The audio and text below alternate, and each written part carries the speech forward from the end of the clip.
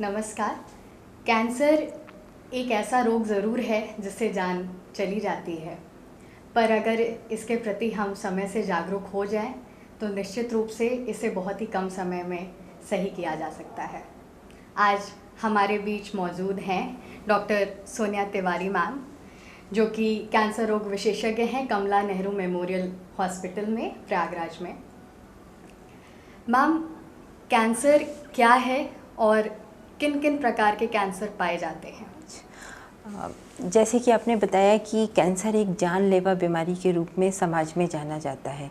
हाँ, ये ठीक है कि कैंसर एक खतरनाक जानलेवा बीमारी है, लेकिन अब इतनी सारी नई टेक्नोलॉजी आ गई है कि जिससे हम कैंसर को बहुत ही अर्ली स्टेज में पता लगा सकते हैं, बशर्ते कि लोगों को इसकी जानकारी हो और जल्दी से जल्दी डॉक्टर के पास पहुंच जाएं। तो आज की डेट में ये कहना कि कैंसर जानलेवा है और इसको ठीक नहीं किया जा सकता, ये सही नहीं है। अगर हम कैंसर जैसी बीमारी का पता अर्ली स्टेज में और जल्दी पता लगा लें तो कैंसर भी पूरी तरीके से ठीक हो सकता है और क्योरेबल है। कुछ कैंसर ऐसे होते हैं हाँ जिसमें मुश्किल आती है पता लगाने में, वो एक अलग बात है, लेकिन कुछ कैंसर ऐसे हैं जिनको हम अगर बहुत अर्ली स्टेज में पता लगा लें तो पूरी तरीके से ठीक हुआ जा सकता है और पेशेंट अपनी नॉर्मल लाइफ, जैसे सब लोग नॉर्मली अपना जीवन व्यतीत करते हैं, बिताते हैं, वैसे ही वो भी जी सकता है। तो कैंसर क्या है? कैंसर जो है का मतलब होता है कि कैंसर को ट्यूमर के रूप में जानते हैं। तो ट्यूमर या कैंसर जो है सामान्य होता है भाषा में कि हमारे शरीर की कोई भी किसी भी जगह की जो सेल्स होती हैं, अगर वो अनकंट्रोल्ड वे में डिवाइड करना शुरू कर दें तो फिर वो ट्यूमर का रूप ले लेती हैं। ये ट्यूमर बेनाइन होते हैं, मैलिग्नेंट होते हैं। तो जो ट्यूमर मैलिग्नेंट होते हैं, तेज़ी से बढ़ते हैं, वो खतरनाक होते हैं। तो उसको देखने की ज़रूरत होती है कि ये किस तरह का ट्यूमर है। अगर मैलिग्नेंट है तो जल्दी से जल्दी इलाज उसका करके उसको ठीक किया जा सकता है। कैंसर किसी भी भाग में हो सकता है शरीर के, सर से लेके पाँव तक। तो ऐसा नहीं है कि कैंसर किसी एक पार्ट में कॉमन है, तो किसी भी जगह किसी भी बॉडी पार्ट में हो सकता है, जैसे कि ब्लड कैंसर हैं, ट्यूमर्स हैं, बोन ट्यूमर्स हैं, ब्रेन ट्यूमर्स हैं, ब्रेस्ट कैंसर हैं, तो किसी भी ऑर्गन में हो सकता है। मैम, क्या इसका खतरा पुरुषों और स्त्रियों में समान रूप से होता है? यस, दोनों में ही समान रूप से होता है। कुछ कैंसर ऐसे होते हैं जो पुरुषों में कॉमन होते हैं और कुछ कैंसर ऐसे होते हैं जो महिलाओं में कॉमन होते हैं। जैसे महिलाओं में जो कॉमन कैंसर देखने को मिलते हैं उसमें ब्रेस्ट कैंसर यानी कि स्तन का कैंसर, बच्चेदानी का, सर्वाइकल कैंसर, इसके अलावा कोलन कैंसर, लंग कैंसर, अंडाशय यानी कि ओवेरियन कैंसर और बच्चेदानी का यानी कि एंडोमेट्रियल कैंसर, गर्भाशय का कैंसर। एक तो बच्चेदानी के मुंह का कैंसर होता है, एक यूट्राइन कैंसर होता है। तो बच्चेदानी के मुंह का जो कैंसर होता है, सर्वाइकल कैंसर, वो सबसे कॉमन है इंडिया में, और इसके बाद गर्भाशय का यानी यूट्राइन कैंसर और ओवेरियन कैंसर आते हैं। इसके अलावा महिलाओं में जैसे स्टमक कैंसर, मुंह के कैंसर, जो महिलाएं गांव में या तंबाकू का सेवन ज़्यादा करती हैं, स्मोकिंग करती हैं, तो उसमें मुंह के और गले के कैंसर भी कॉमनली देखने को मिलते हैं। पुरुषों में जो कॉमन कैंसर हैं उसमें गले के कैंसर, लंग कैंसर, मुंह के और गले के कैंसर, जहाँ पे लोग तंबाकू और स्मोकिंग ज़्यादा करते हैं। इसके अलावा लंग कैंसर भी टोबैको की वजह से, स्मोकिंग की वजह से होता है। इसके अलावा colon cancer, stomach, oesophageal cancer, prostate cancer, ये कॉमन है। इसके अलावा तो बहुत सारे कैंसर हैं जो कि हो सकते हैं। मैम, ये जो कैंसर्स महिलाओं में होते हैं जी, ये इनके क्या कारण हैं और इनसे कैसे बचाव किया जा सकता है? यस, कैंसर के क्या कारण होते हैं? कैंसर का एक कारण नहीं होता है, कैंसर में मल्टीपल फैक्टर्स होते हैं, मतलब कई सारे कारण होते हैं जिसकी वजह से कैंसर हो सकता है। और कैंसर किसी भी उम्र में हो सकता है, किसी भी वर्ग में हो सकता है, ऐसा नहीं है कि कम एज में नहीं हो सकता, बूढ़ों में ही होता है, बड़ी एज में ही होता है, जो कि समाज में धारणा है कि ज़्यादातर जब बूढ़े हो जाते हैं या फिर एज ज़्यादा हो जाती है तब कैंसर की संभावना बढ़ती है। हाँ, बढ़ती है, लेकिन वैसे किसी भी उम्र में हो सकता है। इसके अलावा मतलब महिलाओं में जो कैंसर कॉमन है, जैसे मैंने बताया, स्तन cancer, breast cancer, cervical cancer and other uterine और अंडाशय के कैंसर। स्तन कैंसर सबसे ज़्यादा कॉमन है अब आज की डेट में। पहले सर्वाइकल कैंसर कॉमन था, पर अभी भी कॉमन है ज़्यादातर गांव की महिलाओं में।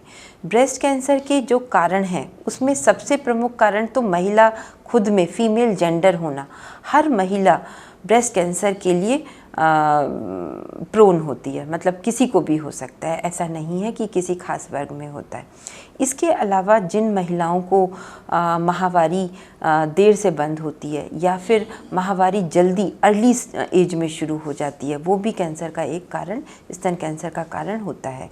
इसके अलावा जो है, जो महिलाएं स्मोकिंग या अल्कोहल लेती हैं, जिनके वज़न ज़्यादा हैं, मोटापा ज़्यादा हैं, उसमें भी कैंसर होने का खतरा बढ़ जाता है। इसके अलावा जो महिलाएं गर्भ निरोधक गोलियों का लंबे समय तक प्रयोग करती हैं बिना डॉक्टर की सलाह के, तो उसमें भी ये कैंसर होने का खतरा बढ़ जाता है। या फिर कुछ हार्मोनल ट्रीटमेंट पे हो तो उससे भी कैंसर होने का खतरा बढ़ता है। इसके अलावा जो महिलाएं अपने बच्चों को ब्रेस्ट फीडिंग नहीं कराती, दूध नहीं पिलाती, या फिर जिनको बच्चे नहीं हैं, लेट एज में शादी हुई है तो बच्चे भी लेट होते हैं, तो उन महिलाओं में भी ब्रेस्ट कैंसर होने का खतरा बढ़ जाता है। इसके अलावा हेरिडिटरी भी होता है, मतलब फैमिली में भी रन करता है ब्रेस्ट कैंसर। अगर किसी को फैमिली में कैंसर है तो उसके क्लोज रिलेशन में, जैसे कि घर में किसी को कैंसर है, मदर को है तो डॉटर को, बेटी को, उनकी बहन को, तो जो जो क्लोज रिलेशन में है उनको ध्यान देने की ज़रूरत है, तो उसमें रिस्क बढ़ जाता है। ऐसा नहीं है कि किसी को घर में कैंसर है तो अब वो सबको होके रहेगा, लेकिन ध्यान देना पड़ता है, केयर करनी पड़ती है और सावधानी रखनी पड़ती है कि अगर किसी को ऐसा है तो वो इस चीज़ का ध्यान रखें, डॉक्टर से जाके मिलें कि उनको क्या रिस्क है। इसके अलावा कुछ जेनेटिक फैक्टर्स भी होते हैं जिसकी वजह से ब्रेस्ट कैंसर होने की संभावना बढ़ जाती है। इसके अलावा बच्चेदानी का, यानी कि सर्वाइकल कैंसर महिलाओं में प्रमुख है। उसके कारण वो गांव की महिलाओं में, यानी पुअर सोशो इकोनॉमिक जो स्टेटस है उसमें सर्वाइकल कैंसर होने का खतरा ज़्यादा होता है, रिस्क ज़्यादा होता है। जैसे अपने जेनाइटल ऑर्गन्स यानी जननांगों का साफ़ सफाई पे ध्यान ना देना, तो महिलाओं में जो साफ़ सफाई पे ध्यान नहीं देती हैं, स्पेशली माहवारी के टाइम पे, मेंस्ट्रुअल साइकिल के टाइम पे, तो उस टाइम पे इन्फेक्शन होने के खतरा ज़्यादा रहता है, जो कि आगे चल के कैंसर के होने की संभावना बढ़ जाती है। इसके अलावा जिन महिलाओं की शादी, लड़कियों की शादी अर्ली स्टेज में हो गई है तो प्रेगनेंसी ज़्यादा हो गई, तो ज़्यादा प्रेगनेंसी मतलब ज़्यादा बच्चे होने से बार बार प्रेगनेंसी हो रही है कि 5-6 चिल्ड्रन हो गए, बच्चे हो गए, तो उसकी वजह से जेनाइटल ऑर्गन्स को ट्रॉमा ज़्यादा होता है, मतलब बार बार उनको ट्रॉमा होता है, मतलब साफ़ सफाई पे ना ध्यान देना, या बार बार प्रेगनेंसी हो रही है, बार बार जेनाइटल ऑर्गन्स का ट्रॉमा हो रहा है, तो उसकी वजह से भी खतरा बढ़ जाता है। इसके अलावा जो महिलाएं स्मोकिंग करती हैं, टोबैको लेती हैं, उसमें भी सर्वाइकल कैंसर होने का खतरा बढ़ जाएगा। इसके अलावा कुछ इन्फेक्शन है जिसकी वजह से सर्वाइकल कैंसर होने का रिस्क बढ़ता है, जैसे HPV इन्फेक्शन। HPV इन्फेक्शन बहुत कॉमन है, ज़्यादातर महिलाओं को होता है, तो उसकी वो एक प्रमुख कारण है। 90% केसेस में HPV इन्फेक्शन की वजह से सर्वाइकल कैंसर होने का रिस्क बढ़ जाता है।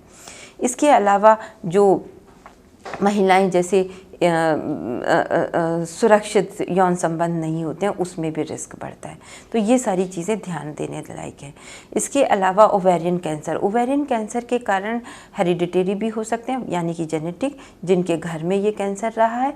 इसके अलावा अदर जैसे कि अल्कोहल हो गया, वज़न ज़्यादा होना, ये सारे यूट्राइन और एंडोमेट्रियल कैंसर के कारण हो सकते हैं। लंग कैंसर जैसे कॉमन भी आजकल बढ़ रहा है। इसके अलावा गॉल ब्लैडर कैंसर भी महिलाओं में देखने को अब ज़्यादा दिख रहा है। तो गॉल ब्लैडर कैंसर जो है, जिन लोगों को जो महिलाएं फैटी हैं 40 ईयर के बाद में, क्योंकि इन कैंसर के कोई ख़ास सिम्टम्स नहीं होते हैं, लक्षण नहीं होते हैं। ज़्यादातर पेशेंट कि हमारे पेट में दर्द हो रहा है, गैस बन रहा है, पेट फूल रहा है, हल्का दर्द है, इस तरीके से प्रेजेंट करते हैं, तो ध्यान नहीं दिया जाता है। अगर किसी को ऐसा है तो एक बार जाके डॉक्टर को मिलें, अल्ट्रासाउंड कराएं, जिससे कि ये सब बीमारियों को जल्दी से जल्दी डायग्नोस किया जा सके। मैम, जैसे अभी आप बता रही थी कि कुछ कैंसर्स जेनेटिक होते हैं। यस। तो कौन कौन से वो कैंसर्स हैं जो जेनेटिक होते हैं और फैमिली मेंबर्स से? सारे कैंसर नहीं होते हैं। कुछ कैंसर जैसे कि ब्रेस्ट कैंसर हो गया, ओवेरियन कैंसर है, कोलन कैंसर, आंतों के कैंसर, ये फैमिली में रन करते हैं। इसके अलावा ल्यूकीमियाज हैं कुछ, मतलब ब्लड कैंसर हैं, वो भी रन कर सकते हैं, ऐसे चेंजेस हो जाते हैं। इसके अलावा जो है इस तरीके से तो बहुत सारे हैं, लेकिन जो कॉमन कैंसर हैं वो यही हैं कि जो फैमिली में रन करते हैं। कुछ कैंसर्स के लिए या सभी कैंसर्स के लिए क्या वैक्सीन भी उपलब्ध है? यस, कैंसर के लिए एज सच तो कोई वैक्सीन नहीं है प्रिवेंशन के लिए, लेकिन सर्वाइकल कैंसर के लिए अब वैक्सीन अवेलेबल है। सर्वाइकल कैंसर यानी बच्चेदानी का कैंसर, जो कि एचपीवी इन्फेक्शन से होता है, तो एचपीवी इन्फेक्शन के लिए अब वैक्सीन आ गई है। तो इस वैक्सीन को यंग जो बच्चियां हैं शादी के पहले देने की सलाह दी जाती है। 9 से 26 साल की उम्र में बेस्ट होता है कि इसको लड़कियों को लगवा दें शादी के पहले। शादी के बाद भी ये वैक्सीन दी जा सकती है, लेकिन इसका असर उतना नहीं रहता है जो कि पहले होता है, शादी के पहले ही, मतलब बिफोर मैरिज। तो इसकी 3 डोज दी जाती हैं, 0, 1, 6, यानी कि फर्स्ट डोज उसके 1 महीने के बाद, दूसरी डोज फिर 6 महीने बाद। तो और ये सब जगह अवेलेबल है, इवन गवर्नमेंट ने इसको फ्री भी कर दिया है कुछ अपने इसमें जो वैक्सीनेशन प्रोग्राम है। तो इसको जाके लोगों को ये ज़रूर जानना चाहिए कि सर्वाइकल कैंसर के लिए वैक्सीन अब अवेलेबल है, और जाके डॉक्टर की सलाह से अपनी बच्चियों को वो ये एक अच्छा गिफ्ट दे सकते हैं। जैसे कि बर्थडे है तो उसमें और चीज़ों पे इतना खर्चा करते हैं कि तो बेस्ट है कि वो इस वैक्सीन को लगवाएं फॉर प्रिवेंशन। समाज में कैंसर को लेके बहुत सारी भ्रांतियां फैली हुई हैं जी, कि ये छुआछूत की बीमारी है। yes, अगर आप निम्न वर्ग में देखें तो वहाँ yes, पर लोगों को लगता है, या ये भी लगता है कि ये बहुत हेय दृष्टि से देखा जाता है कि किसी को कैंसर हो गया है तो उसको अलग से रख देंगे, उसके साथ में बात नहीं करेंगे, उस फैमिली से लोग नाता नहीं रखना चाहते हैं, बहुत दिक्कत आती हैं। ये सच है कि बहुत सारे मिथ्स और भ्रांतियां हैं समाज में कैंसर को लेके, तो उसके बारे में जानना और क्लियर करना बहुत ज़रूरी है। कि सबसे पहले तो लोगों को लगता है कि ये छुआछूत की बीमारी है, अगर किसी को कैंसर है हम उसके साथ बैठेंगे, बात करेंगे या उसकी फैमिली से रिलेशन रखेंगे तो वो हमें भी हो सकता है। तो ऐसा नहीं है। कैंसर एक छुआछूत यानी कि एक दूसरे से फैलने वाली बीमारी नहीं है, ये नॉन इन्फेक्शियस डिजीज़ है। जो इन्फेक्शियस डिजीज़ होती हैं, जो बैक्टीरियल वायरल होती हैं, डिजीज़ होती हैं, वो एक से दूसरे को फैलती हैं। तो कैंसर जो है साथ में बैठने से, खाना खाने से और साथ में रहने से, इवन फैमिली में भी लोग डरते हैं कि इसको कैंसर है, अब उसके साथ हम बैठें खाना खाएं तो हमें भी हो सकता है। तो ऐसा नहीं है। इवन जिस मरीज़ को कैंसर है, पेशेंट कैंसर का है, उसको सपोर्ट की ज़रूरत होती है। तो आप उसको सपोर्ट करें जिससे वो अपना विल पावर उसका हाई रहे, अपना ट्रीटमेंट कंप्लीट कर पाएँ और एक पॉजिटिव थिंकिंग के साथ में ट्रीटमेंट करें और जल्दी से जल्दी ठीक हो सके। तो उससे डरने की ज़रूरत नहीं है। इसके अलावा दूसरा मिथ ये भी है कि उस फैमिली में अगर किसी को कैंसर है तो दूसरे लोगों को भी चांसेस हो गए। ऐसा नहीं है। सारे कैंसर फैमिली में रन नहीं करते हैं, कुछ कैंसर करते हैं हाँ, लेकिन ऐसा नहीं है कि अगर उसे है तो 100% दूसरे को होगा, फैमिली मेम्बर को। कुछ परसेंट रिस्क इंक्रीज़ होता है लेकिन 100% नहीं होता। तो डरने की ज़रूरत नहीं है। इवन हर इंसान है उसमें everyone is at risk of cancer. हम में से जितने भी सब लोग हैं सबको कैंसर होने की संभावनाएं इक्वल हैं, लेकिन किसको होगा नोबडी नोज। ये डिपेंड करता है कि हम किस एनवायरनमेंट में रहते हैं, हमारी लाइफ स्टाइल क्या है, हम क्या खाते पीते हैं, हमारा दिनचर्या कैसा है और हमारी आदतें कैसी हैं। क्योंकि ज़्यादातर कैंसर हमारी लाइफ स्टाइल, हमारी दिनचर्या, हमारे खान पान, इससे रिलेटेड होती हैं ये बीमारियां। अगर ये भी हम ठीक कर लें तो करीब 70 to 80% इस तरह की बीमारियों से बच सकते हैं, अगर हम अपनी आदतें और अपने लाइफ स्टाइल को ठीक रखें, रेगुलर एक्सरसाइज करें, अपना वज़न ठीक रखें, खाने पीने का ध्यान रखें और अपना लाइफ स्टाइल एक एक्टिव और नियमित दिनचर्या रखें। तो कमला नेहरू मेमोरियल हॉस्पिटल में किस किस प्रकार के कैंसर के इलाज होते हैं और कौन कौन सी सुविधाएं उपलब्ध हैं? इससे पहले ये जानना जरूरी है कि कैंसर के क्या प्रमुख सिम्टम्स होते हैं, जिससे लोगों को ये अंदाज़ा लग सके कि हाँ उसको ये बीमारी हो सकती है और जल्दी से जल्दी वो डॉक्टर के पास जाके इलाज करा सके। और क्या ऐसे इन्वेस्टिगेशन है, कौन से ऐसे टेस्ट हैं जिससे हम उसको जल्दी से जल्दी पता लगा सकें। तो कुछ जो महिलाओं में होने वाले कैंसर हैं, अभी हम उसी की बात कर रहे हैं। तो अगर जैसे ब्रेस्ट कैंसर को ही ले लें, तो अगर ब्रेस्ट में कोई गांठ है और वो तेज़ी से बढ़ती जा रही है, या ब्रेस्ट में स्तन में कोई असामान्य परिवर्तन आपको लग रहा है, कोई चेंजेस लग रहे हैं एबनॉर्मल, कि ब्रेस्ट छोटा हो रहा है या बड़ा हो गया है, या स्किन में कोई चेंजेस आ गए हैं, कभी कभी स्किन में जैसे ऑरेंज होता है, संतरा होता है तो उसमें छेद होते हैं, इस तरह के चेंजेस आते हैं, या फिर निप्पल अंदर की तरफ धंस गया है, निप्पल से कोई खून आ रहा है, या फिर ब्लड मिक्स डिस्चार्ज आ रहा है और गांठ बढ़ती चली जा रही है, फिर उसमें पेन होता है। शुरू में गांठ में दर्द नहीं होता है, जब वो बढ़ती है तब दर्द होता है कैंसर में। तो इस तरह के अगर कुछ सिम्टम्स है, या फिर बगल में कोई गांठ आ गई है, इवन गले के ऊपर कोई कॉलर बोन के पास कोई गांठ आ गई है, तो ऐसा कोई सिम्टम है असामान्य, तो एक बार जाके डॉक्टर से ज़रूर दिखा लें कि ये कहीं ये गांठ या चेंजेस कैंसर के हैं या नहीं। इसके अलावा अब दूसरे भी सिम्टम्स होते हैं। कभी कभी ऐसा होता है कि ब्रेस्ट में गांठ छोटी है तो बैक पेन होने लग गया, या फिर सर में दर्द होता है। तो ऐसा जब होता है जब कैंसर की बीमारी एक जगह से दूसरी जगह फैल जाती है। दूसरा, बच्चेदानी के कैंसर के क्या कॉमन सिम्टम है, क्योंकि ये सबसे प्रमुख कैंसर है, कॉमन कैंसर है। तो अगर बच्चेदानी से माहवारी के अलावा कोई ब्लड मिक्स डिस्चार्ज हो रहा है, यानी पानी जा रहा है गंदा, खून मिला पानी जा रहा है, सफ़ेद पानी जा रहा है और वो ब्लड के साथ आ रहा है, बदबूदार पानी आ रहा है गंदा, तो ये कैंसर के लक्षण हो सकते हैं। इसके अलावा पेशाब में जलन, पेट में दर्द, या फिर कोई असामान्य इस तरीके के लक्षण हैं कि चलने फिरने में, सांस में दिक्कत हो रही है, या फिर बैक पेन ज़्यादा हो रहा है, तो ये इस तरह के कॉमन लक्षण हैं। तो अगर ऐसा कुछ है तो एक बार दिखा लेना चाहिए। इसके अलावा कोलन कैंसर और मुंह के कैंसर के भी कुछ लक्षण होते हैं। मुंह में अगर कोई घाव है, जैसे जीभ में है या फिर चीक में है, तो वो बढ़ता चला जा रहा है।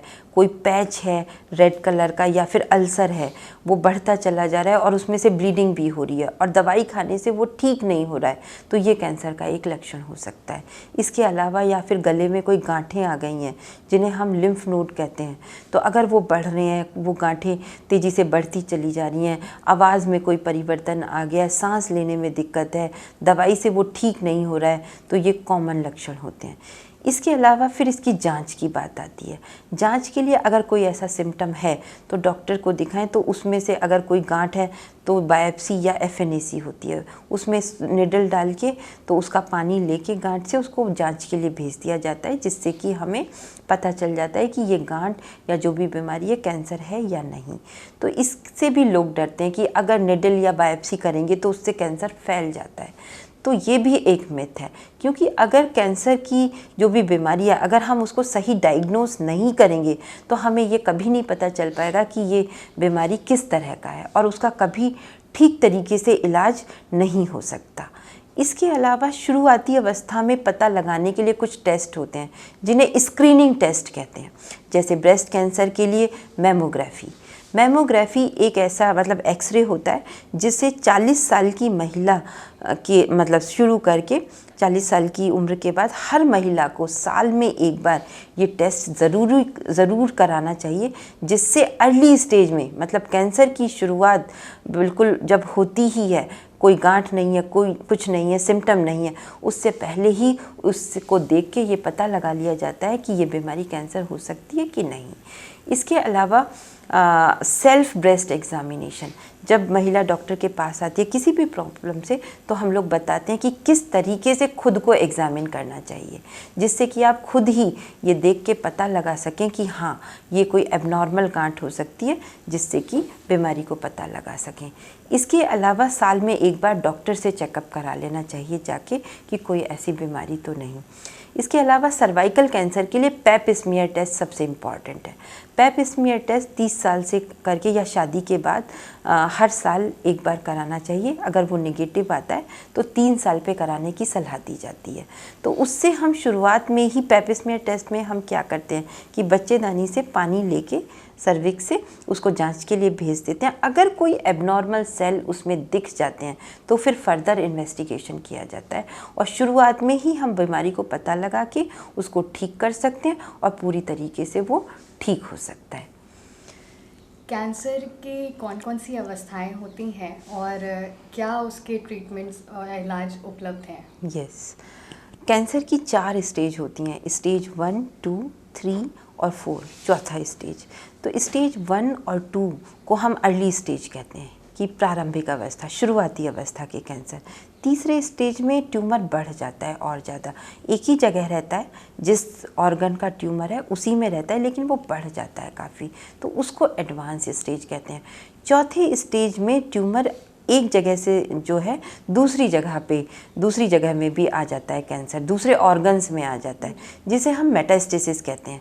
जैसे ब्रेस्ट कैंसर है तो ब्रेस्ट में कैंसर है, गांठ है, तो वो अगर लिवर में उसका असर चला जाए, मतलब बीमारी चली जाए, या ब्रेन में चली जाए, बोन्स में यानी हड्डियों में चली जाए, लंग्स में चली जाए, तो स्टेज 4 हो जाती है, तो उसे मेटास्टेसिस कहते हैं। तो प्रारंभिक अवस्था में अगर शुरुआत में ही अगर पता चल जाता है, जब ट्यूमर छोटा होता है, तो फिर हम उसको पूरी तरीके से इलाज करके ठीक हुआ जा सकता है। स्टेज 3 में भी ठीक होने के चांसेस अच्छे होते हैं। स्टेज 1, 2 में करीब 90 to 95% चांसेस होते हैं ठीक होने के। स्टेज 3 में ये चांसेस कम हो जाते हैं, करीब 50-60% हो जाते हैं, लेकिन स्टिल उसको ट्रीटमेंट करके ठीक किया जा सकता है अगर बीमारी बहुत ज़्यादा नहीं फैलाए। स्टेज 4 में दिक्कत आती है क्योंकि वो दूसरे ऑर्गन्स में चला जाता है, मेटास्टेसिस हो जाती है। लेकिन जैसे अगर बहुत ज़्यादा नहीं फैला है, बोन्स में है, तब भी स्टेज 4 का मतलब ये नहीं है कि हम पेशेंट को ट्रीटमेंट नहीं कर सकते, उसको एक अच्छी क्वालिटी ऑफ लाइफ हम दे सकते हैं ट्रीटमेंट के द्वारा। जैसे मरीज़ को बहुत तेज़ दर्द है ऑर्गन में, तो इस तरह की दवाइयाँ आती हैं जिससे कि उसकी क्वालिटी ऑफ लाइफ इम्प्रूव हो जाए और जितनी उसकी लाइफ है उसको वो शांतिपूर्वक अच्छे तरीके से गुजार सके। अगर एक ही जगह बीमारी है और एक ही ऑर्गन में आया है, मतलब ज़्यादा नहीं फैला है, तो उसमें बहुत अच्छी दवाइयाँ आजकल आ गई हैं ब्रेस्ट कैंसर में, अदर कैंसर में भी, कि जिसमें लाइफ जो पहले 6 महीने लाइफ होती थी, 6 महीने, 8 महीने, 1 साल, उसको अब हम इम्प्रूव करके 2 साल, 3 साल, इवन 5 साल तक भी बढ़ा सकते हैं दवाइयों के द्वारा, और पेशेंट एक अच्छी लाइफ व्यतीत कर सकता है। अगर किसी को पता चले कि स्टेज 4 कैंसर है तो कि अब इलाज कराने से क्या फ़ायदा, अब कुछ नहीं हो सकता, ऐसा नहीं है, इलाज फिर भी संभव है। इसलिए अगर डॉक्टर कह रहे हैं कि नहीं आप ट्रीटमेंट करो तो उसको कराना चाहिए। इसके अलावा ट्रीटमेंट कैसे किया जाता है ये डिपेंड करता है कि पेशेंट कौन सी स्टेज में हमारे पास आता है। कैंसर का इलाज सर्जरी के द्वारा, रेडिएशन और कीमोथेरेपी से किया जाता है। जैसे breast cancer for example, breast cancer में अगर शुरू में ही हमारे पास मरीज़ आ जाता है तो सबसे बड़ा महिलाओं को होता है कि इसमें ट्यूमर निकालना पड़ेगा, तो मेरा पूरा ऑर्गन यानी ब्रेस्ट ही निकल जाएगा, तो एक साइकोलॉजिकली इम्पैक्ट पड़ता है कि अब मैं कैसी लगूंगी और क्या होगा आगे, मैं ठीक होंगी कि नहीं होंगी। तो आगे चल के भी बहुत सारी साइकोलॉजिकल प्रॉब्लम आती है। तो अगर अर्ली स्टेज में ही बीमारी पता चल जाए तो अब पूरा स्तन या ब्रेस्ट निकालने की ज़रूरत नहीं है। तो उसमें अब हम लोग क्या करते हैं कि अगर ट्यूमर छोटा है तो उसमें सिर्फ ट्यूमर को निकाल के आप ऑर्गन को बचा सकते हैं और उसको रेडिएशन और कीमोथेरेपी के द्वारा ट्रीटमेंट करके एक नॉर्मल लाइफ जी सकते हैं। तो उसमें पूरा ऑर्गन निकालने की ज़रूरत नहीं है। अगर बीमारी बड़ा है और ऑर्गन यानी कि ब्रेस्ट पूरा निकालना भी पड़ जाए तो अब रिकंस्ट्रक्शन प्रोसीजर होते हैं। तो यानी कि हम फिर से उस ऑर्गन को शेप दे सकते हैं, उसको रिकंस्ट्रक्ट कर सकते हैं। तो डरने की और परेशान होने की ज़रूरत नहीं है। बहुत सारे तरीके हैं, नई टेक्नोलॉजी हैं जिसकी से हम बिल्कुल ठीक किया जा सकता है बीमारी को। इसके अलावा रेडिएशन से भी लोग बहुत डरते हैं कि रेडिएशन के दौरान बहुत सारी दिक्कतें आती हैं, बहुत प्रॉब्लम होती हैं, पेशेंट को एडमिट होना पड़ता है। ऐसा नहीं है। तो रेडिएशन की अब टेक्नोलॉजी भी नई आ गई है जिससे कि साइड इफ़ेक्ट बहुत हद तक कम हो गए हैं, जिसे हम IMRT IGRT कहते हैं, जो कि हमारे हॉस्पिटल में अवेलेबल भी हैं। तो इसके द्वारा इलाज करके अब जो साइड इफ़ेक्ट पहले होते थे अब वो बहुत हद तक कम हो सकते हैं। और रेडिएशन द्वारा जब ब्रेस्ट कैंसर का इलाज करते हैं तो हम ट्यूमर को निकाल के रेडिएशन से इलाज करते हैं तो फिर स्तन को बचा सकते हैं। ये एक सबसे अच्छा फ़ायदा है। और रेडिएशन के ट्रीटमेंट के दौरान एडमिट होने की यानी अस्पताल में भर्ती होकर इलाज कराने की कोई ज़रूरत नहीं होती है। पेशेंट अपने घर से आते हैं, ट्रीटमेंट करा के वापस चले जाते हैं। तो अब इतना अच्छा मतलब तरीके से ट्रीटमेंट होता है। सर्वाइकल कैंसर का इलाज जो है रेडिएशन और कीमोथेरेपी से किया जाता है। उसमें सर्जरी का बहुत ज़्यादा रोल नहीं है, स्पेशली एडवांस स्टेज में तो नहीं है। अर्ली स्टेज में भी सिर्फ रेडिएशन और कीमोथेरेपी से इस कैंसर को ठीक किया जा सकता है। लोगों में ये भ्रांति मतलब समझा जाता है कि अगर बच्चेदानी में कैंसर है तो उसको अगर हम निकलवा देंगे तो हम पूरे ठीक हो जाएंगे।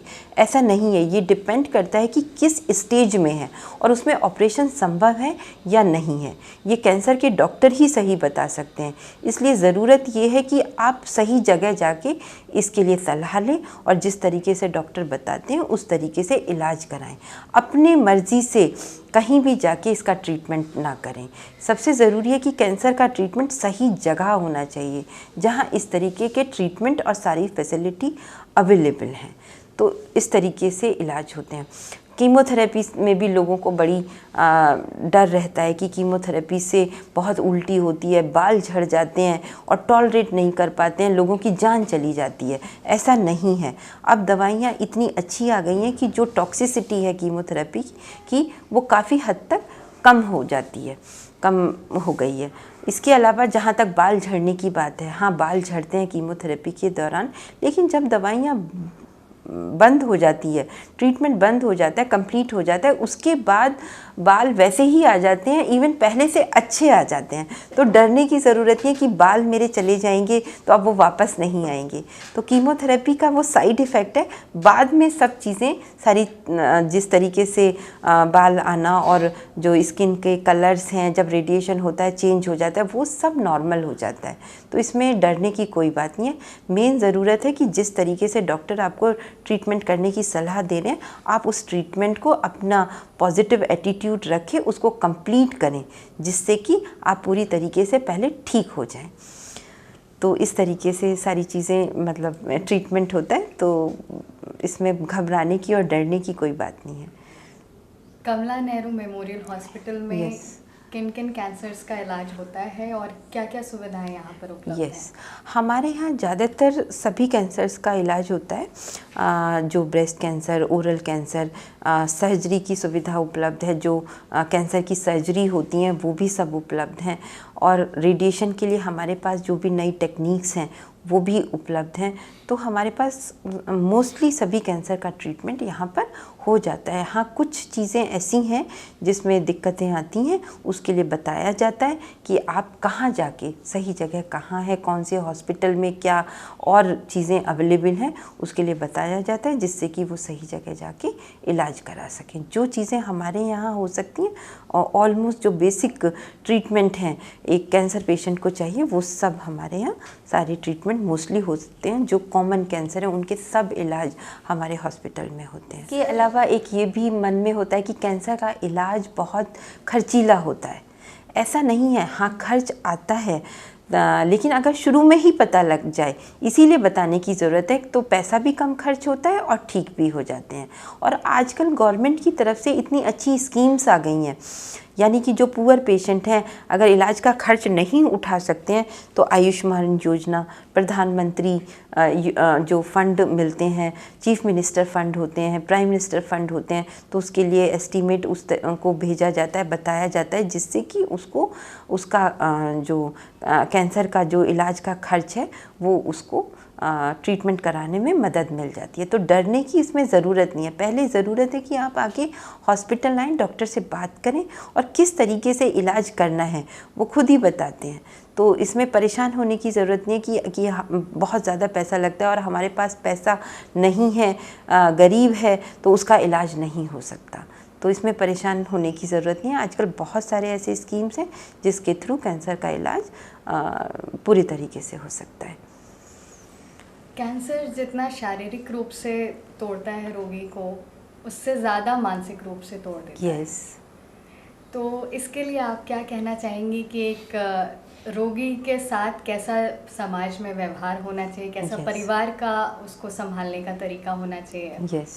ये आपने अच्छा क्वेश्चन किया कि सबसे ज़्यादा ज़रूरत, ट्रीटमेंट तो हम करते ही हैं दवाइयों के द्वारा, लेकिन सबसे ज़्यादा जो दिक्कत आती है उस फैमिली को, जो एक साइकोलॉजिकल इम्पैक्ट पड़ता है पेशेंट पे तो पड़ता ही है, पूरी फैमिली इससे मनोवैज्ञानिक रूप से प्रभावित होती है कि आगे क्या होगा, इतना पैसा खर्च हो रहा है, सबसे पहले तो ये ठीक होगा कि नहीं, कहीं कैंसर दोबारा तो नहीं आ जाएगा, या फिर ठीक ही ना हो, आगे इसका जो यंग है इसकी शादी हो पाएगी, समाज में कैसे जिएगा, हमारी फैमिली को एक अलग तरीके से कि इसकी फैमिली में कैंसर है तो किस तरीके से। दूसरा, मरीज़ को जो मनोवैज्ञानिक वो इतना निगेटिव थिंकिंग डेवलप हो जाती है इसमें कि निगेटिवली सोचने लगते हैं कि पता नहीं आगे अब मेरा क्या होगा।